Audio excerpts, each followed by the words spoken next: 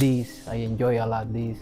So, and I want to continue make history because I want to put my name in a big stage, in a big position for my history. So, weight classes and everything else, it's going to be tough.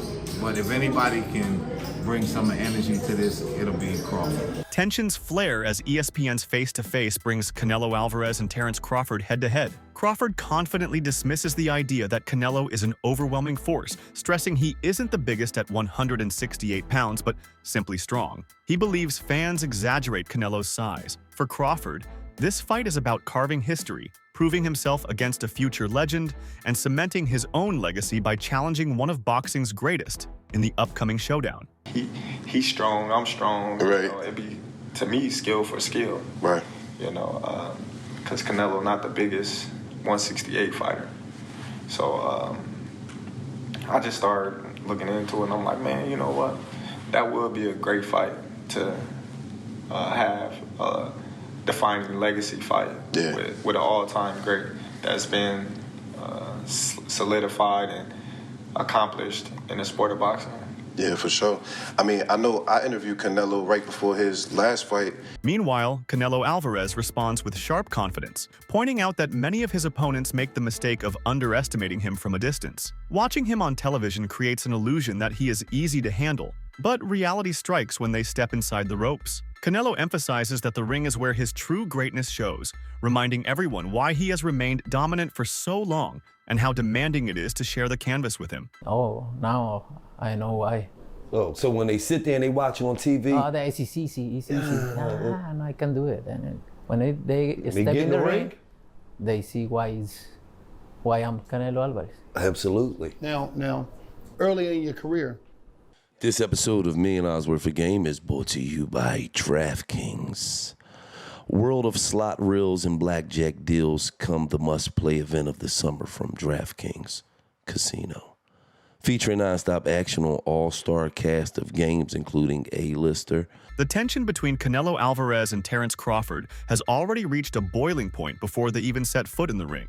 A recent face-off turned heated when Canelo physically shoved Crawford, a gesture that symbolized more than just pre-fight theatrics. Such aggression illustrates the raw emotions fueling this contest and underlines that both fighters are bringing not only skill, but also pride and fire into the showdown. For fans, this moment confirmed that the fight will not only be about technical brilliance, but also about grit and intensity. These brief but powerful exchanges in promotional events give a glimpse of the mindset each fighter carries and foreshadow the storm that awaits when the bell rings.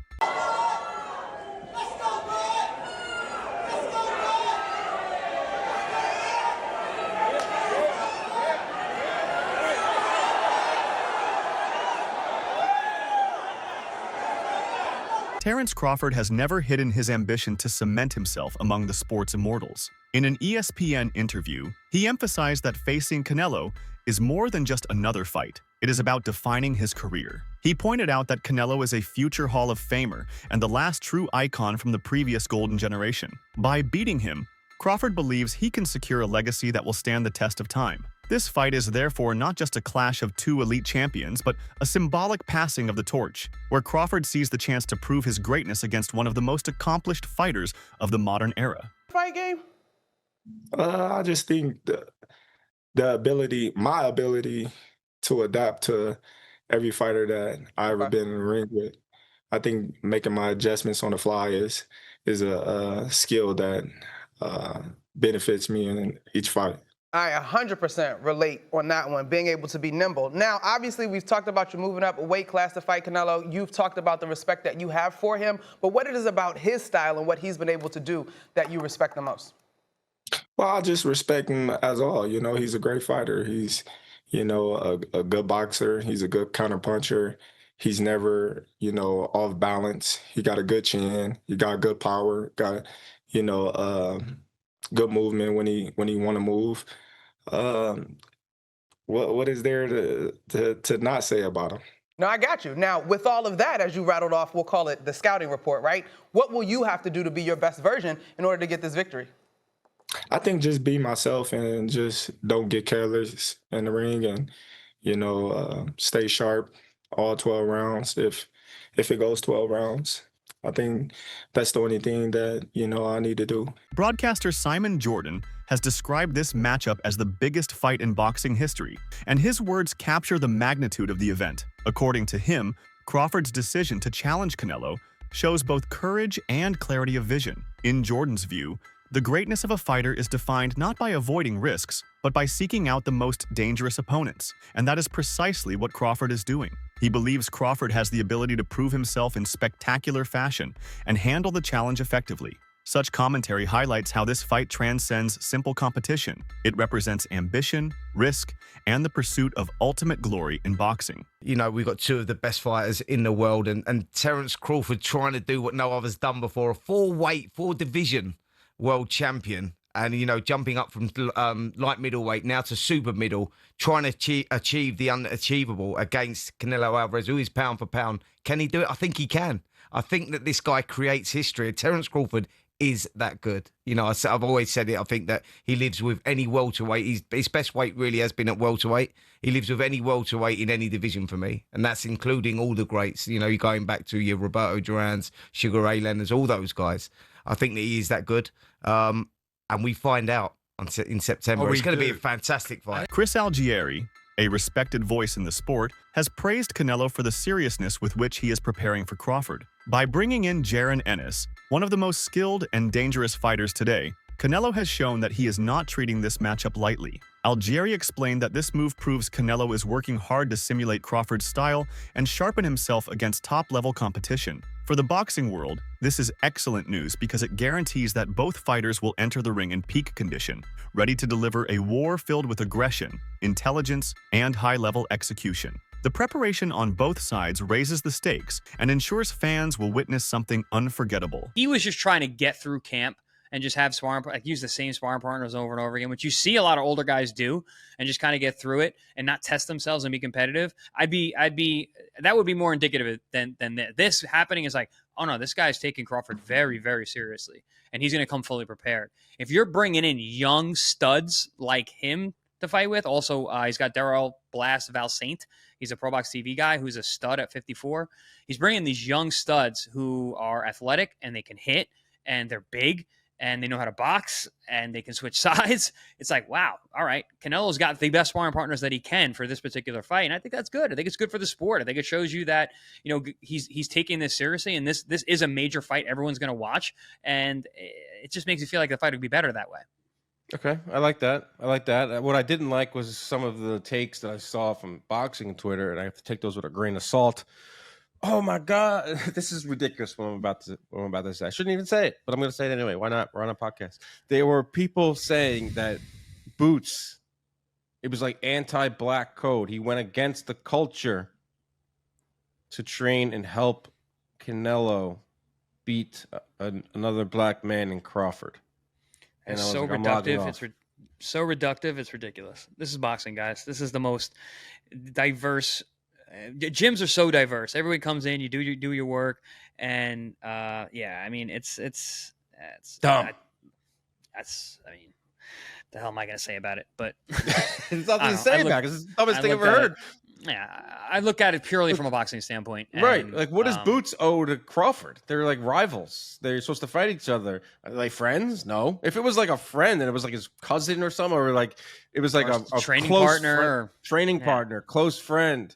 Yes, then you have a juicy little narrative here, a little nugget piece of drama. No, this is just a guy who's looking to be good, to be great. If you're Boots Ennis and you get the call from Canelo, like, you're taking that, bro. Like, that's like training with an all-time great. You're trying to get better. Iron sharpens iron.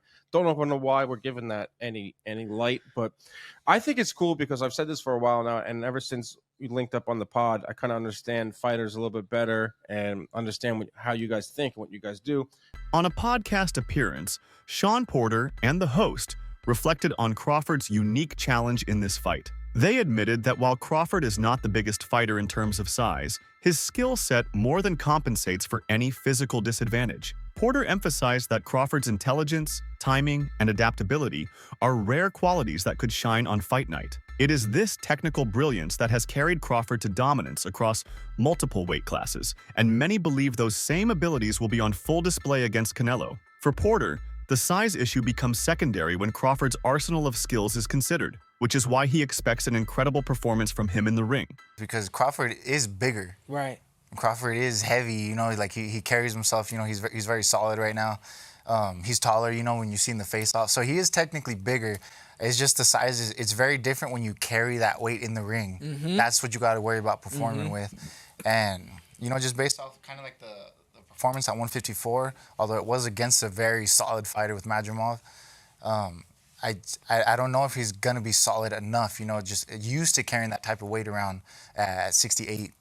So that's that's the reason I lean towards Canelo, but the skill-wise, everything else, obviously still more on Bud's side. Yeah. So that's where my toss-up is. So I just lean towards Canelo because at the end of the day, you got to respect the weight classes. We've been real heavy on this fight. We've been talking about it for a couple of weeks now. And I feel like every time I've spoken about Canelo and Crawford, the only thing I'm talking about is Crawford. So I said, you know what, today I'm going to flip the script. Today it's all about Canelo for me, and I might break your heart in the process. But I got to keep it real. You're right. This is a 50-50 fight. This is a fight where, as I was telling the Uber driver this morning, these guys, we've seen them both make mistakes in the ring. But they've never cost them, right? This is the first fight that I believe they both have are going to get in the ring where the small mistake is actually a big mistake against the opposer. So Canelo making a small mistake is actually a big mistake because Crawford actually has the ability to somehow know that mistake is about to happen, and boom, there it is. Yeah. Canelo, on the other hand, Crawford hasn't been known to get hit, especially early in fights. And Canelo is the kind of guy where, you know, he's going to come out and let his hands go. He's going to find moments to let his hands go. But when he finds those moments, you can't be caught slipping. You can't be caught sleeping. You can't be caught in between, do I go in, do I go out? Make that small mistake against this guy right here, it becomes a monumental mistake. And that might be the last time you make a move that night. You know what I mean? Antonio Tarver, himself a former champion, offered a measured analysis of the fight. He stressed that Canelo does not have to win round after round to remain dangerous. With his power and precision, Canelo is the kind of fighter who can change the course of a fight with a single shot. For this reason, Crawford's mental strength will face its toughest examination yet. He must remain composed, focused, and disciplined for every second of every round. Yet Tarver also acknowledged Crawford's undeniable self-belief. Crawford's hunger for this fight and the legacy it represents is evident, and that confidence could prove just as critical as his technical skills. Gifted fighters out there, bro, and he got it the hard way. You feel me? The hard way. Through work, commitment, and dedication, and being a leader. He's really led a lot of these young champions. You feel me? So Crawford has stood out from the beginning, bro. Different. You know, the way he approached the game. And I love the way he processed the game when he get in there. Now, can he hurt Canelo? That's going to be the key. That's going to be the key, because you can't knock nothing out you can't hurt. You can't knock nobody out, you can't hurt him. Now, if Crawford is in here to do 12 grueling rounds with a strong fighter like Canelo, I think his best game plan is to box, be elusive, in and out. You feel me? But never stand still long enough for Canelo to dig 3 or 4 on you. You know, with your back against the rope. So it's a way to win. His fight style gonna have to be locked. And Canelo only need one punch. You know what I mean? That really, basically, that's what it boils down to. I think Canelo only need one shot to change the game or change the fight. Crawford gonna have to stay consistent and win out. Gonna have to get ahead and stay ahead. You know what I mean? And then also looming is the controversy. Can Crawford win a close decision? I could never win a close decision. I never won a close decision, even when I beat a guy 8-4. That's a draw for me. That's a draw. So it depends on who you feel me? Different folks for different strokes for different folks. You feel me? So you gotta be. Can Canelo or can Crawford win a close decision? I don't think so. I don't know. Canelo is Canelo.